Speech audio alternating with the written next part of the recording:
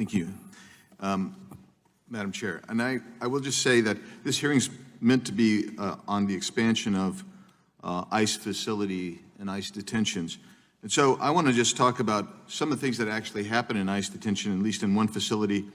They've awarded 2,779 GEDs and high school equivalency degrees, awarded 9,131 vocational training certifications, and it awarded 8,842 substance abuse treatment program completions in the 2018 time period. That's remarkable by any standards, And but we're not spending our time talking about any of this today. We've had some testimony. I want to say thank you, Mr. Holman, Sheriff Jenkins, for being here. I thought your testimony was compelling as well. And I have to say this, and I'm going to bring it up, and I'm not trying to offend. I just want to talk about facts. The DACA program is not a change of status from illegal to legal. What it is a deferment of action, which provides you a temporary status to be in this country legally. So that works out that way. But DACA is very clear. You can't leave the United States without prior authorization. To do so is a violation of DACA, and in turn actually has the potential to actually change your status. And so I'm sorry you were detained, but that's the law. I mean, this is a rule of law country.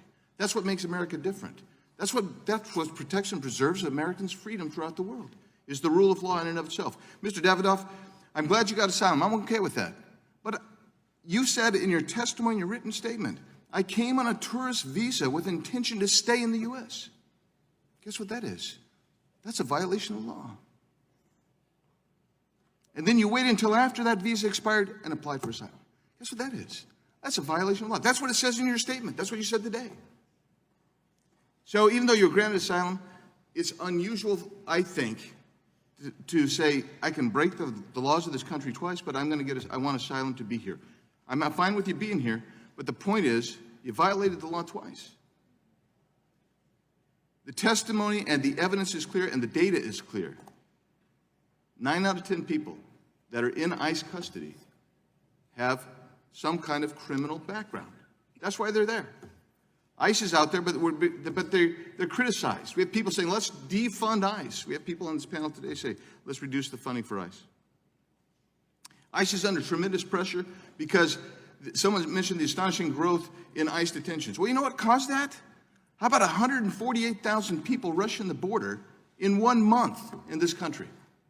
1 month on the southern border. I live in a border state. I grew up in southern Arizona. I've been down to border, and I've visited facilities a half a dozen times, I believe it is, this year. I've spent weeks literally on the border, accumulated this year, and in ICE detention facilities and other holding facilities. I know what goes on. So when you say go down, visit them, I'm there, I see it. I talk to people almost every day, whether they're ranchers or how about this one? How about the Steve Ronnebeck family? Explain to him, Grant, killed by an illegal alien, shot point blank. Man was deported twice.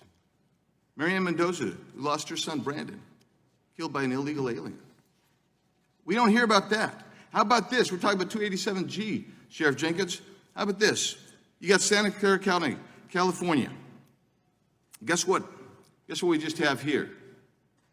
What you have is on Monday, ICE captured a violent criminal and convicted rapist who was a fugitive for 1.5 years. The reason he was a fugitive is because Santa Clara County refused to honor an ICE detainer in February of 2018. Even though he was arrested, why was he arrested? For not registering as a sex offender. These programs put Americans in jeopardy. Mr. Holman, is there anything you'd like to respond to what you've heard today? Yeah, I'd like to respond to Acting Chairman Jay Paul and your comment about the Trump administration moving money around for more detention beds. I'd like to remind you, under the Obama administration, we did that most of the years he was president. We moved money around. DHS is called reprogramming. We did that under the Obama administration. I don't remember any hearings on that. And also, I'd like to remind you that under the Obama administration, I mean, you're quick to point out that the cages were built under Obama administration. I was there. Family detention, we had 100 family beds under Obama administration. We built 3,000 more. So when there was a surge in FY14 and FY15 on the border, Congress was quick to give all the money we needed to build detention facilities, get transportation contracts. We reprogrammed money out of the majority of the years he was president. That was fine. Under Obama administration, FY12, we removed 409,000 people, half of what was removed last year. There was no hearings on that. So this is about transparency. Let's be factual about it. The time of the gentleman has expired.